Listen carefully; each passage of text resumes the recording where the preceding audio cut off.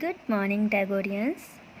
Today I am your English teacher Sarita Pawar is going to teach you first chapter of English Network book, and the name of the chapter is Heidi Goes to Hawthorne School. ये एक story है हैडी नाम की बच्ची की जब वो अपने स्कूल जाती है. So let's read. You may have read the story of Heidi, the Swiss girl who lived in the Alps in Switzerland. ये एक स्टोरी है हैडी नाम की बच्ची की जो स्विस गर्ल है, यानी कि स्विट्ज़रलैंड में रहती है, आल्प्स में. आई होप आपने ये पढ़ी होगी, और नहीं पढ़ी है तो चलिए आज पढ़ते हैं. The book title Heidi is written by Johanna Spyri. ये जो बुक है ये किसने लिखी है? इसका जो राइटर है वो है Johanna Spyri. In the sequel called Heidi Grows Up, Heidi is sent to study in the school where her friend Clara had studied. Sequel होता है बेटा पुराने टाइम की जो स्टोरी होती हैं वो, और उस स्टोरी का जो बुक है उसका नेम है Heidi Grows Up. ये जो Heidi Grow Up सीक्वल है इसके अंदर मेंशन है कि हैडी उस स्कूल में जाती है जहाँ पर उसकी फ्रेंड क्लारा पढ़ी होती है. Heidi doesn't want to leave her beloved mountains and understands that she has to go to school for her own good.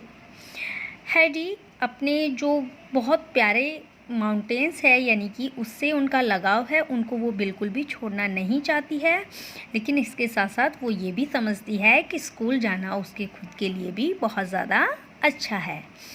In this extract Heidi meet her new school friends and comes to know the rules of the school. इसमें आपको पता चलेगा कि हैडी जो है वो अपने new school friends से मिलती है और इसके साथ साथ वो अपने स्कूल के रूल्स को भी समझती है. चलिए हम अपना चैप्टर स्टार्ट करते हैं. The sun shining through the window awakened Heidi. जो सूरज की किरणें हैं वो खिड़की में से झांकती हैं और उन किरणों की वजह से हैडी की नींद खुल जाती है और वो उठ जाती है. A busy day followed filled with both pleasant and unpleasant happenings. वो जो दिन होता है वो हैडी के लिए बहुत ज़्यादा बिजी होता है क्योंकि उसमें कुछ उसके साथ खुशी की घटनाएं होती हैं और कुछ अखुशी यानी कि दुखद घटनाएं. प्लीजेंट होता है जो हमको प्यारा लगता है और अनप्लीजेंट जो हमें प्यारा नहीं लगता. तो कुछ उसके साथ ऐसा ही घटित हुआ था.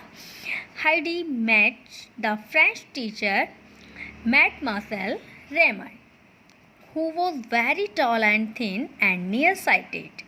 हैडी जो है वो अपनी फ्रांस की एक टीचर से मिली, यानी कि फ्रांस की एक जो अध्यापिका हैं उनका मेट मार्सेल्स जो होती हैं बेटा वो होती हैं जो फ्रेंच में अनमैरिड वुमेन होती हैं उनको बोलते हैं मेड मार्सेल. और रेमंड उनका name. Who was very toll और जो बहुत लंबी थी, पतली थी, एंड नियर साइटेड और वो नियर साइटेड यानी कि निकट दृष्टि दोष था उनको.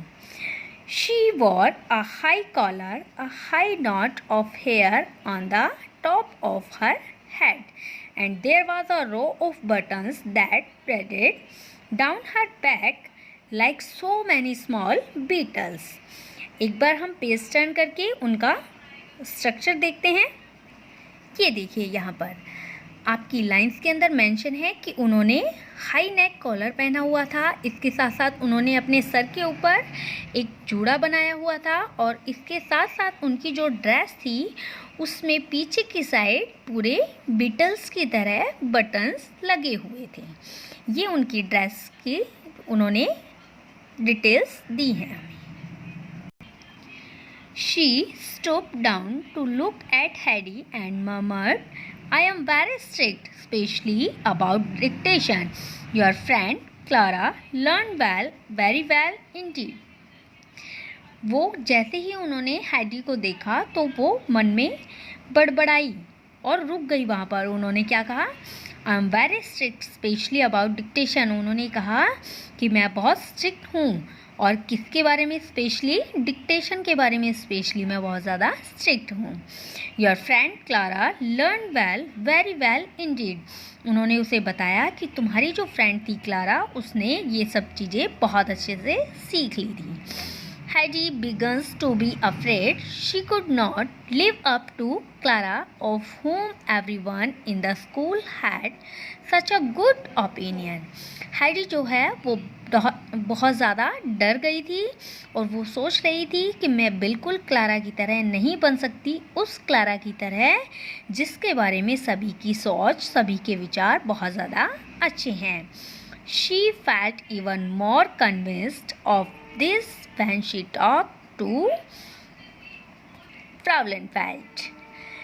और हाइडी ने इस बात को ज़्यादा महसूस कब किया, जब उसने फ्राउलेनफेल्ड से बातें की, यानी कि उस टाइम वो और भी ज़्यादा डर गई थी। Good morning Heidi, I hope we shall be a happy family and that you are going to be a gay and lovable as your friend Clara. Heidi ने कहा, good morning Heidi, I hope we shall be a happy family. मैं उम्मीद करती हूँ कि हम एक खुशी फैमिली का हिस्सा बनेंगे। And that you are going to be as gay and lovable as your friend Clara.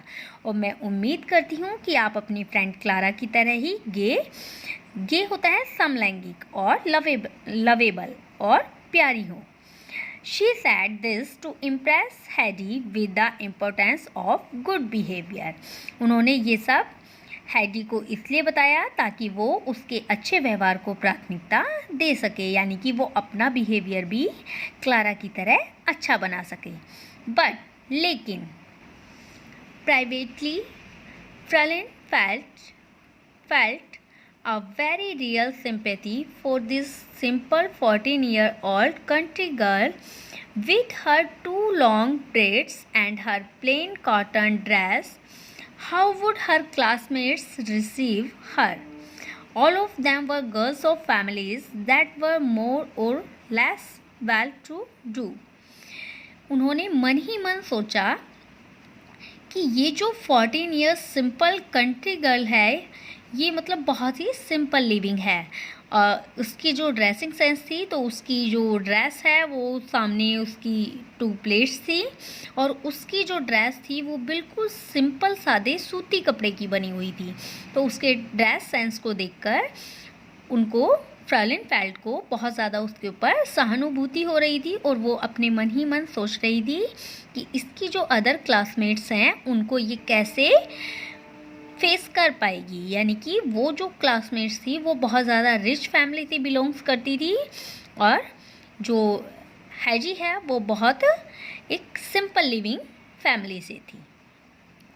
बेटा आज के लिए इतना ही, बाकी हम नेक्स्ट वीडियो में पढ़ेंगे। Okay, bye bye.